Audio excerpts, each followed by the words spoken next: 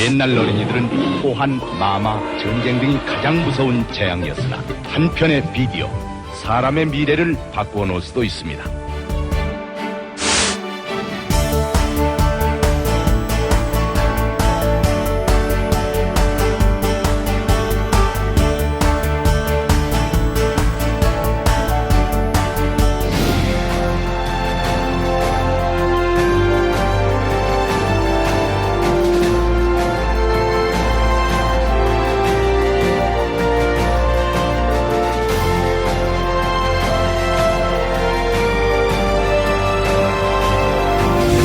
특히 요즘은 다 아시는 것처럼 미디어의 시대고, 특히 다음 세대들은 SNS가 거의 숨쉬는 공기 같은 상황인 것 같고, 그 모바일 환경에서 또 미디어를 통해서 하나님의 말씀을 접하기도 하고 찬양 가운데 또 변화되고 돌아오는 그런 일들도 참 많이 접하고 있거든요. 그래서 점점 더 이 사역은 뭐 선택이 아니라 아주 필수적인 부분이 아닌가. 단순히 멋있게 좋은 환경을 만드는 것이 아니고 이 바뀐 상황과 환경 안에서 복음을 전하는 아주 중요한 툴, 도구가 된다고 그렇게 생각합니다.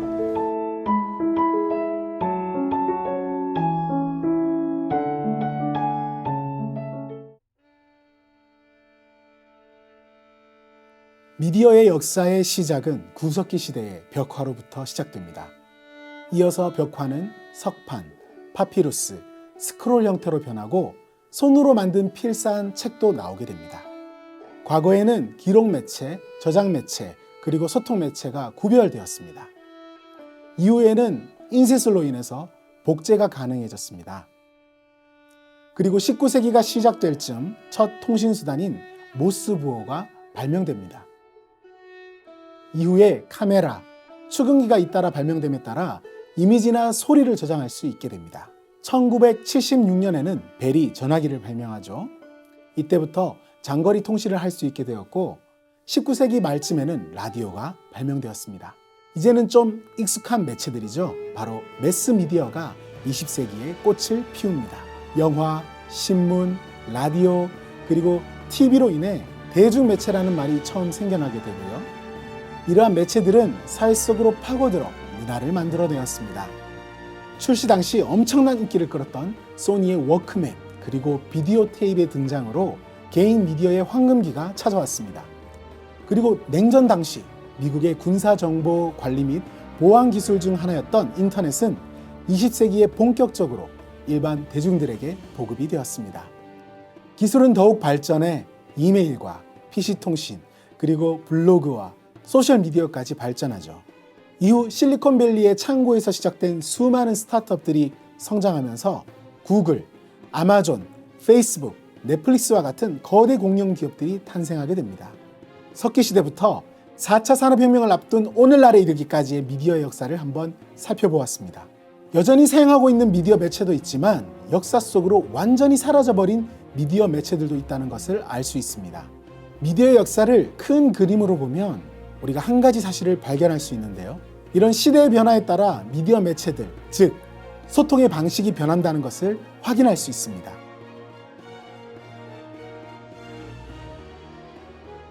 (2017년 10월 31일은) 종교개혁 500주년 기념일이었습니다. 종교개혁 500주년을 기념하기 위해 1년 전에 책이 한 권 출간되는데요. 바로 브랜드 루터라는 책입니다. 저자는 루터가 종교개혁을 위해 사용했던 기술에 대해서 깊이 있게 이야기하고 있습니다. 루터가 신학자로 있던 중세 시절을 일컬어 오늘날 사람들은 흔히 유럽의 암흑기라 부른다. 오로지 교회의 성직자들만이 지식을 독점했고 독점된 지식을 바탕으로 절대 권력을 휘둘렀기 때문이다. 교회에 대한 무조건적인 복종을 요구했던 성직자들의 부패는 날로 거듭됐다. 급기야 문란한 성직자들은 대중을 현혹해 죄를 사해준다는 문서, 즉 면죄부를 발행하기 시작했고 그 대가로 돈을 요구했다.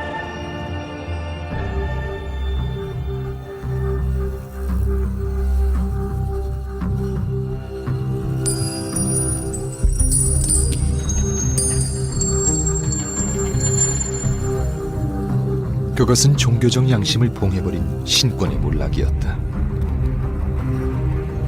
자연스럽게 교회 내부로부터 비판의 목소리가 들리기 시작했다.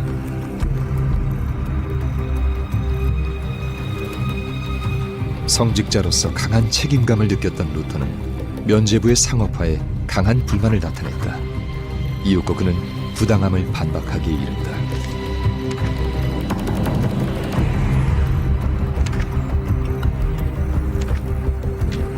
그것은 어쩌면 목숨을 버려야 할 수 있는 위험천만한 일이었다.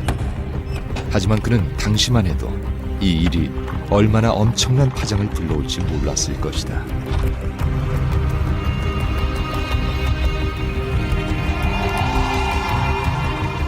반박문은 교회의 정문에 붙여졌다. 그리고 순식간에 필사되거나 전단지로 인쇄돼 단 2주 만에 전 유럽에 전달됐다. 최초의 팸플릿 혁명이었다. Denn Luther konnte nun über die Schrift, über billige Schrift, die auch jeder erschwinglich kaufen konnte, seine Ideen, seine Übersetzungen der Bibel, aber eben auch theologische Gedankengänge an die Leute bringen, die sie vorher nur schwierig erreicht hätten. Tatsächlich, weil vieles über Pamphlete, also über Flugblätter verbreitet wurde. Das waren billige Drucke, die nur wenige Seiten umfassten, keinen Einband hatten, die ganz, ganz schnell herzustellen waren, ganz oft auch, Sie sehen es vielleicht auch in den Vitrinen herum, ganz oft mit Bildern, auch auf dem Titel, die Käufer anregen sollten, sich mehr mit dem Inhalt zu beschäftigen. 유럽의 암흑시대에 조종을 울린 종교개혁의 또 다른 이름, 팸플릿 혁명. 루터의 출생 전 수십 년 동안 책은 매우 희귀하고 비싼 물건이었고 부유한 소수만이 소유할 수 있었습니다. 그러나 루터의 일생에는 인쇄술로 인해 수십만 장의 그의 반박문이 전단지로 인쇄되어 독일 전역에 배포되었습니다. 루터는 인쇄술을 빠르게 습득했고 책과 팜플렛을 생산하여 95개조 반박문을 많은 사람들에게 효과적으로 전파했습니다. 그는 단어에 대해서뿐만 아니라 타이밍, 정확성, 디자인, 그리고 효과적인 배포에 집착했습니다. 둘째는 라틴어가 아닌 쉬운 독일어를 작성하여 잠재적으로 글을 읽는 독자 수를 늘렸습니다. 그의 주장이 읽혀지고 쉽게 이해될 수 있도록 쉬운 독일어를 사용한 것은 정말 중요한 부분이었습니다. 저자는 루터가 인쇄술이라는 기술, 즉 미디어 매체를 이용할 수 없었다면 역사는 다르게 쓰여질 수 있었다고 말합니다. 이처럼 미디어 매체를 통한 혁명이라 불릴 만한 사건들은 무수히 많은데요. 아직도 진행 중인 혁명에 대해서 이야기해 보려고 합니다. 그 혁명은 바로 유튜브입니다. 유튜브는 전 세계 두 번째로 가장 많이 방문한 사이트인데요. 1위는 어딜까요? 네, 맞습니다. 구글입니다. 참고로 유튜브와 구글은 같은 기업의 서비스죠. 유튜브는 약 2억 억명의 월간 사용자를 보유하고 있습니다. 인터넷 인구의 약 3분의 1에 해당하고요. 미국 성인이 가장 많이 활용하는 온라인 플랫폼 1위가 유튜브, 2위가 페이스북입니다. 미국인 15세에서 25세 이용자 중 81%가 유튜브를 사용하고 있습니다. 유튜브는 100개 이상의 나라에 현지화되었고 80개 이상의 언어로 자동 변환이 가능합니다. 우리는 이러한 대목에서 선교에 대한 활용 가치를 찾을 수 있어야 합니다. 매번 약 500시간의 동영상이 업로드되고 있습니다. 그리고 유튜브 내에 매일 10억 시간 이상의 동영상이 조회되고 있고요. 방문자마다 평균 12분 43초 유튜브를 이용하고요. 유튜브 조회수의 70% 이상이 모바일에서 발생되고 있습니다. 모바일 인터넷 트래픽의 37%가 유튜브로 발생되고 있습니다. TV 스크린으로 유튜브를 시청하는 사람이 작년 한 해보다 70% 이상 늘었다고 하죠. 아마도 코로나19로 인한 영향인 듯 보입니다. 10명 중 7명은 주요 황금 시간대에 유튜브 TV를 시청합니다. 저는 이 통계들도 놀랍지만 우리나라 통계를 보고 더 놀랐습니다. 자, 자료 화면을 보시면 5,178만 명 중에 4,318만 명이 유튜브를 이용한다고 하는데요. 이는 대한민국 인구의 83%나 되는 인구가 유튜브 앱을 월 평균 17일을 이용하고요. 30시간을 사용하고 있다고 합니다. 2위로는 카카오톡이고요. 그 뒤를 이어 페이스북, 네이버, 인스타그램 순입니다. 유튜브 레볼루션이라는 책에서 앞으로 유튜브가 세상을 어떻게 바꿔나갈지에 대한 이야기들을 하고 있는데요. 매년 커지고 밝아지고 선명해지고 빨라지는 모바일과 태블릿, 역시 이런 변화에 한몫을 하고 있다. 머지않아 자율주행 자동차 안에서 영상을 감상하게 될 것이다. 미래는 비디오가 지배할 것이다. 우리의 시선이 닿는 곳마다 영상이 재생되고 있을 것이다.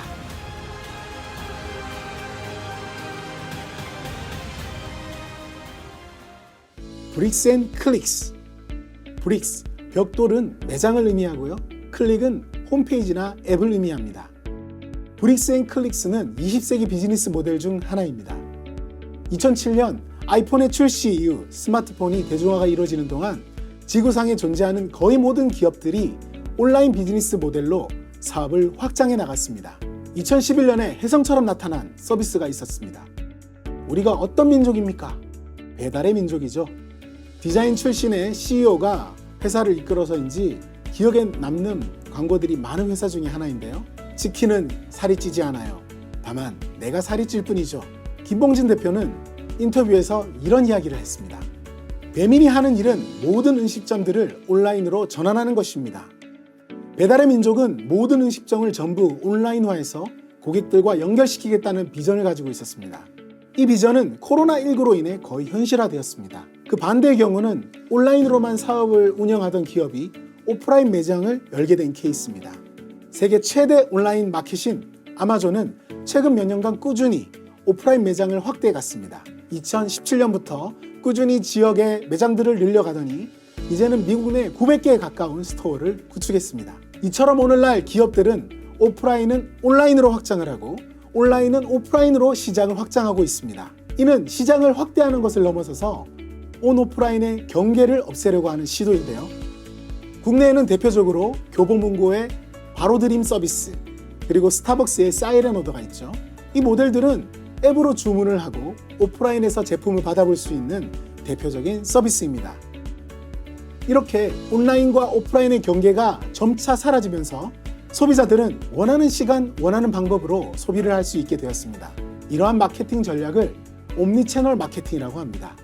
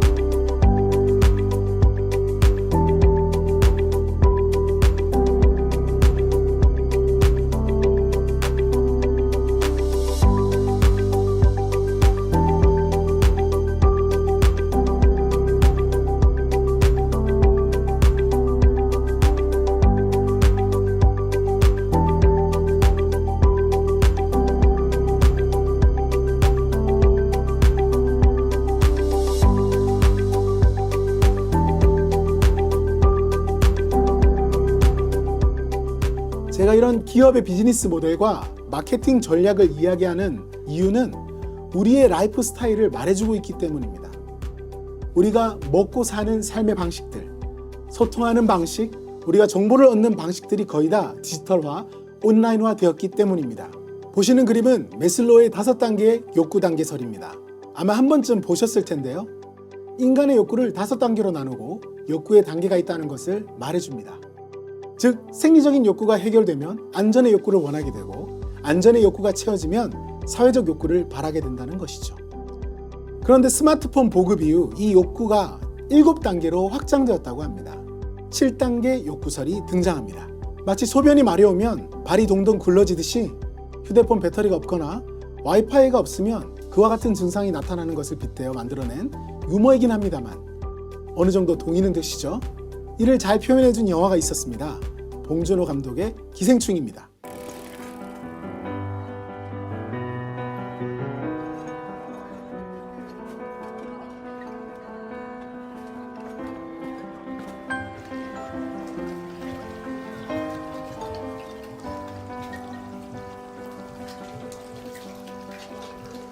아, 망했다 이거.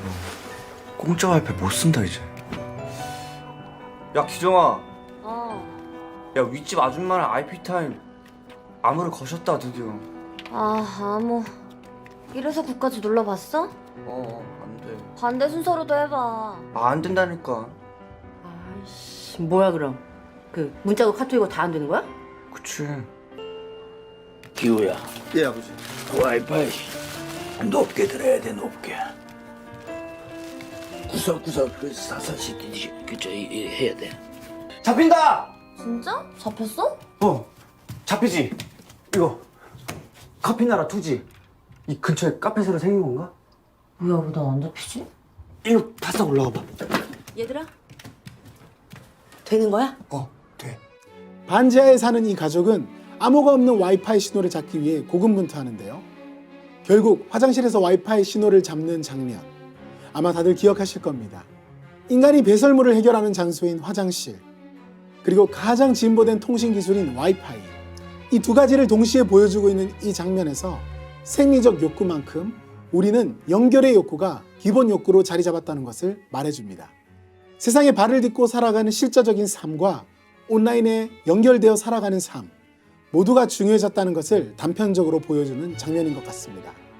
이제 디지털 네이티브라 불리는 90년생부터 00년생들에 대한 이야기를 해볼까 합니다.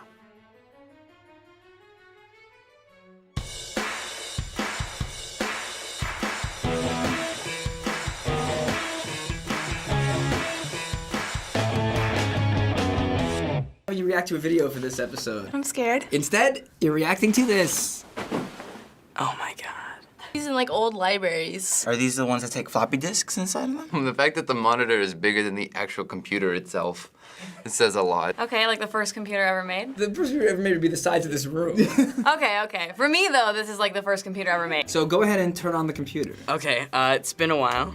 We're gonna go with the big button right here. That's just the monitor. Oh shoot. The noises are very interesting. I don't think I've ever heard a computer make these sounds before in my life. Windows 95. Okay, that's a little bit before my time. It's prehistoric.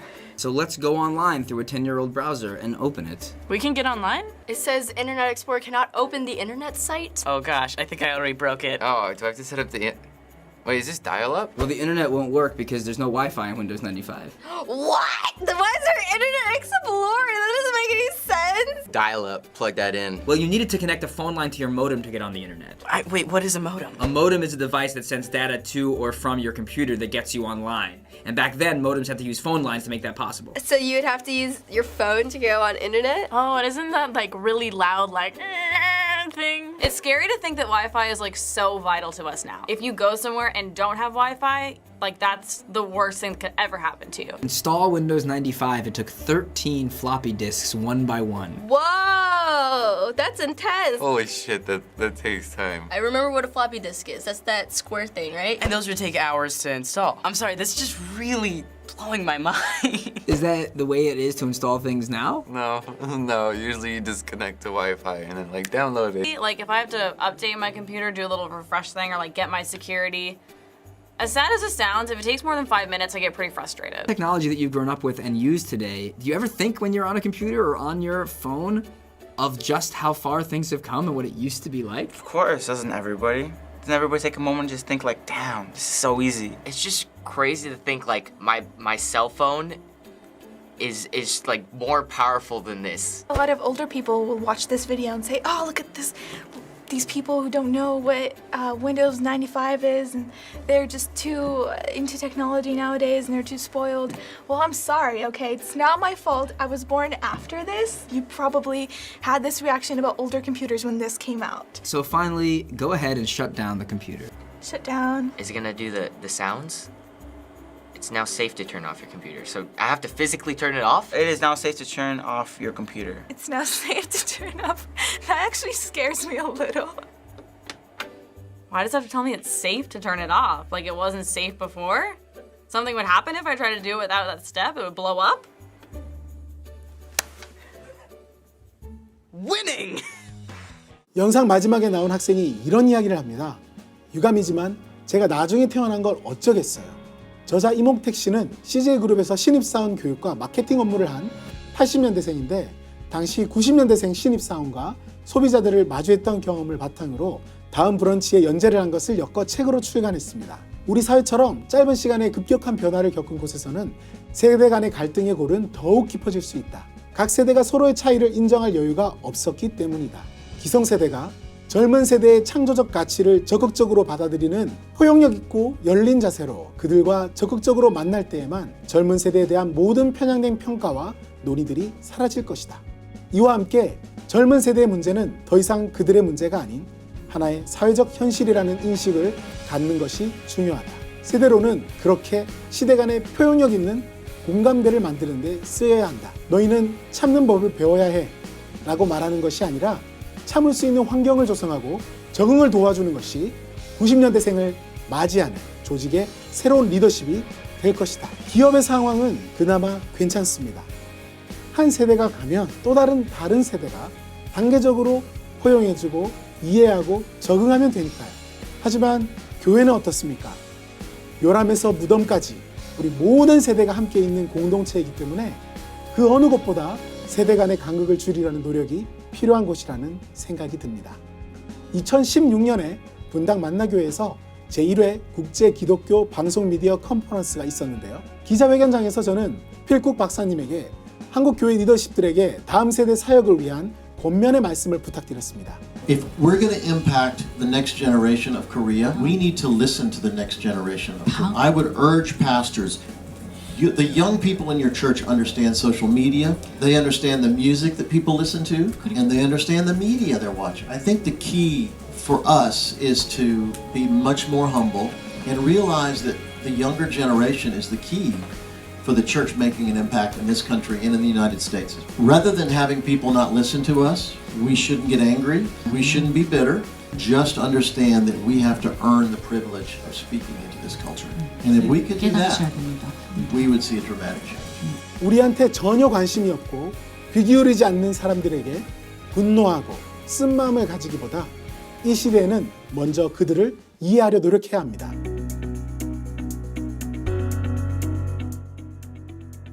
이 통계는 2020년 2분기 전 세계 어플리케이션 순위입니다. 다운로드 순위와 사용시간 순위, 유저, 접속자 순위입니다. 1위가 틱톡이군요. 이제 교회도 틱톡을 해야 할 때인 것 같습니다. 2위를 보시면 줌 어플이 코로나로 인해 2위까지 올라온 것을 볼 수 있습니다. 3위는 페이스북, 4위는 왓츠앱, 5위는 인스타그램, 6위는 페이스북 메신저네요. 여기서 1, 2위를 제외하고 3위부터 6위 총 5개 앱이 모두 페이스북 소유의 어플입니다. 그러니까 사실상 페이스북이 점유율로 따지면 1위인 셈입니다. 사용시간 1위는 역시 틱톡이고요. 2위는 친구 찾기 앱인 틴더인데 한국 유저들이 많지 않기 때문에 패스하고요. 3위는 유튜브입니다. 자, 맨 오른쪽은 사용자가 가장 많이 방문한 어플입니다. 월별 통계로 보니 1위부터 4위까지 페이스북, 왓츠앱, 페이스북 메신저, 인스타그램, 트위터 순입니다. 우리 사회는 초연결 사회로 이미 진입했습니다. 연결되지 않으면 불안한 시대, 온라인 세상에서 소속감과 정체성을 확인하는 시대가 된 것입니다. 이러한 초연결 사회 속에 우리 교회는 어떻게 대응해야 할까요? 전통적인 교회는 로컬 처치였습니다. 지역 교회죠. 하지만 이제 교회도 옴니 채널로 언제 어디서든지 우리 교회의 성도들과 주민들이 다가올 수 있는 문을 열어주어 연결될 수 있도록 해야 합니다. 이제 우리가 살아갈 세상은 온라인에서의 영향력이 실제 교회가 가진 영향력만큼 중요한 시대가 되었습니다. 알고리즘이 당신에게 이것을 추천합니다 라는 책에서는 온라인의 영향력을 말해줍니다. 검색은 인터넷의 핵심 기술이다. 발견되지 않는 것은 존재하지 않는 것과 다름없다.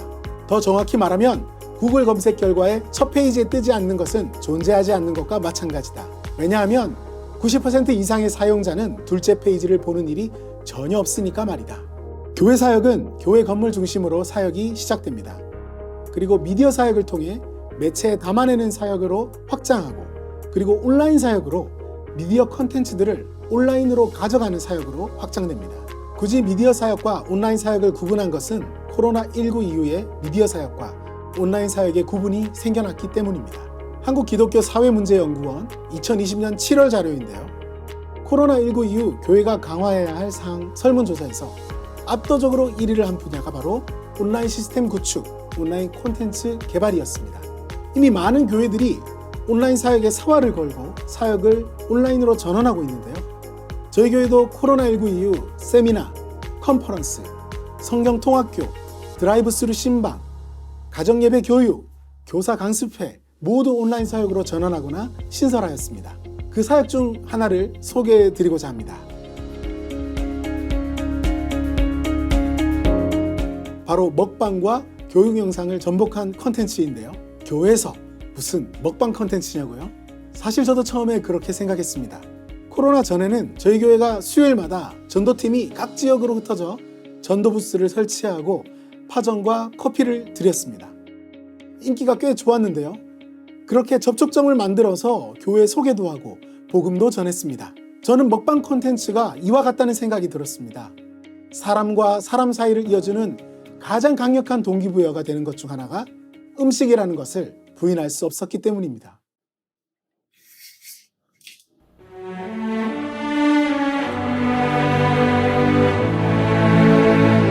서른 해 동안 나를 찌운 건 파라리 치킨이다.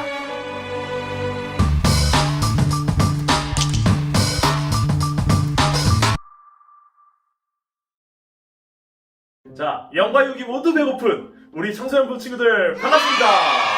저는 여러분의 먹성과 영성을 한꺼번에 채워줄 바로 여경국 강도사입니다. 자, 오늘 준비한 것은 뭐냐? 자, 보세요. I like chicken, you like chicken, everybody chicken, chicken, chicken, yeah! 내 눈! 오늘은 이 치킨과 함께 무슨 이야기를 할 것인가? 바로 부모님과의 관계에 대해서 나눠보고 싶습니다. 물론 우리 청소년부 친구들을 보면요, 평소에 부모님과 소통도 잘 되고 부모님과 친한 그런 친구들도 참 많이 있지만, 그런데 분명히 그런 친구들도 있을 겁니다. 나는 엄마 아빠랑 대화하기 싫어. 엄마 아빠랑 말만 하면 왜 이렇게 항상 답답하지? 짜증이 나지? 그냥 말 좀 안 시키고 나 좀 내버려뒀으면 좋겠다. 그렇게 이 부모님과의 관계가 단절된 친구들, 부모님과의 소통이 제로에 가까운 그런 친구들도 분명히 있을 거예요.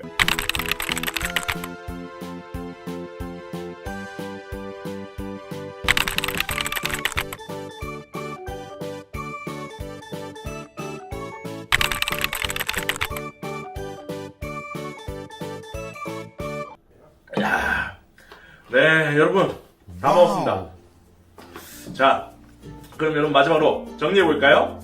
부모님과의 관계를 회복시킬 3가지 꿀팁.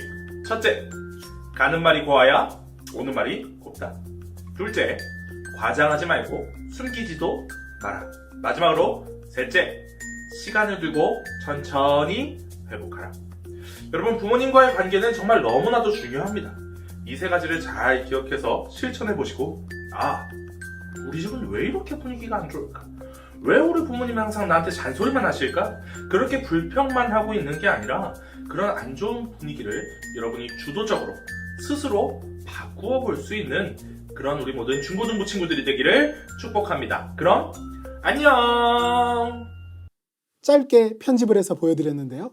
교육을 진행하고 맨 마지막에 먹방을 합니다. 아이들이 끝까지 볼 수밖에 없습니다. 저희는 유튜브를 시작하면서 유튜브 설명란에 항상 적는 문구가 있습니다. 구독과 좋아요는 예수 그리스도의 복음이 전파되는데 큰 힘이 됩니다. 알림 설정으로 대형교회 미디어 컨텐츠를 만나보세요. 복음의 메시지를 공유해주세요. 이 문구가 대형교회 유튜브 모든 컨텐츠에 표기되고 있습니다. 미디어 사역과 온라인 사역을 하기 위해 정말 많은 것들이 필요합니다. 컨텐츠를 제작하기 위한 장비나 장소, 그리고 전문가들, 그리고 봉사자들 모두 다 필요합니다. 하지만 이 미디어 사역과 온라인 사역의 가장 큰 장점은 모든 성도들이 참여할 수 있다는 것입니다. 컨텐츠가 온라인 세상에 공개되는 순간 모든 교인이 그 컨텐츠로 전도에 참여할 수가 있습니다. 이를 감당하기 위한 필요한 조건은 2가지면 됩니다. 첫째는 교회와 예수님을 사랑하는 마음이고, 둘째는 스마트폰입니다. 이처럼 인류에게 준 놀라운 이러한 기술들을 활용하면 우리는 손쉽게 공유 버튼 한 번으로 많은 사람에게 복음을 전할 수 있는 시대를 살고 있습니다. 하지만 과거에는 그 복음을 전하기 위해 먼 길을 걸어가야만 했습니다.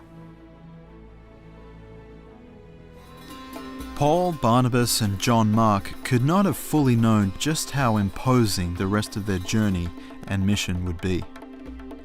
In an effort to move deeper into the Roman Empire on their first missionary outreach, Paul and Barnabas and John Mark sailed north from Cyprus toward the region of Asia Minor to what is today the southern coast of Turkey. The first sight of land must have got their attention. They were entering the region of the Taurus Mountains. These mountain barriers to the interior added to the challenges they would face in carrying the story of Jesus forward. After reaching shore, they entered the city of Perga. If you look off into the distance, you can see very precipitous mountains. And it gets worse from here. These are just the foothills right now, but it gets much worse. Point that they realize that they have not only the dangers of the mountain crossing, but they also have the dangers of going without food, without shelter, and also the dangers of thieves. Right. Following one of Paul's possible routes north, I headed from Perga toward the city of Pisidian Antioch, in the heart of the region of Galatia. In the fall of AD 46, Paul and Barnabas traveled north through the mountains. I had an opportunity to walk on one of the Roman roads that Paul may have traveled. G'day! Well, the Romans on their roads, they erected milestones to let travelers know precisely where they were at.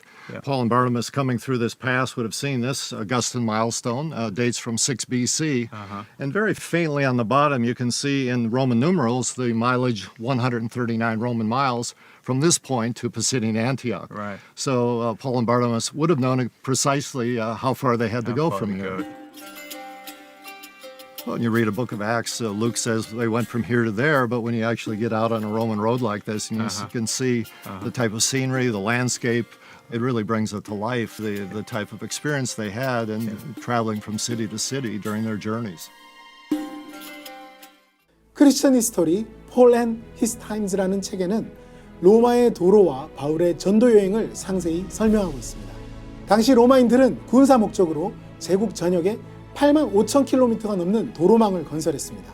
도로는 완벽하게 일직선으로 전국을 통과했고 다듬은 돌로 포장되었고 촘촘한 모래뚝으로 보강되었습니다.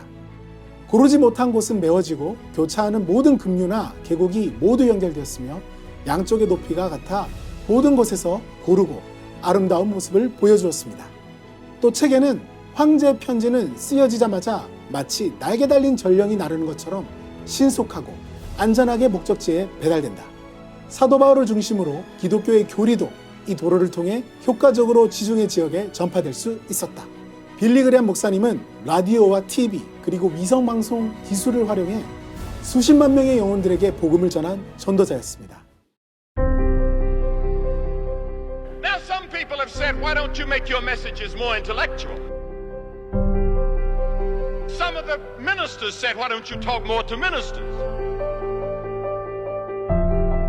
I am an evangelist. 나는 전도자입니다. My primary message is to the people outside the church and outside of the gospel. 제가 전하는 메시지는 예배당에를 나오시지 않는 사람들을 향해서 던지는 메시지입니다. So every service I try to explain the gospel in simple language so that everybody can understand. 단순하게 하나님의 복음을 전해서 그 사람들이 복음을 믿을 수 있게 하는 것입니다. I am an evangelist.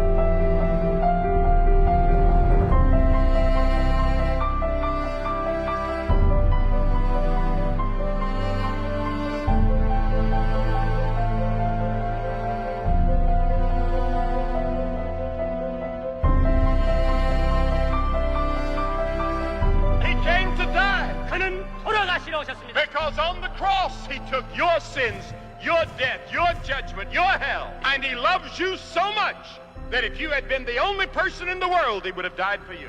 There are tens of thousands of people here today that do not know Christ. We may never see a sight like this in Korea again. 우리는 한국에서 이러한 광경을 다시는 보지 못할런지 모르겠습니다. What a moment to receive Christ. 예수를 믿는 얼마나 좋은 순간입니다. Let him come and change your life. 예수가 여러분 마음 들어와서 변화시켜야 되겠습니다. Do you believe in God? 여러분 하나님을 믿습니까? Do you believe in God? 당신도 하나님을 믿습니까? 하겠습니다. I'm going to ask you today to receive Christ. 나는 오늘 여러분 예수를 영접하기를 원합니다. 아마 수천 명은 처음으로 예수를 믿게 되실 겁니다. I'm willing to turn from my sins. I want Jesus in my heart. 내가 예수를 영접하고 새 사람이 되겠습니다. Stand right where you are.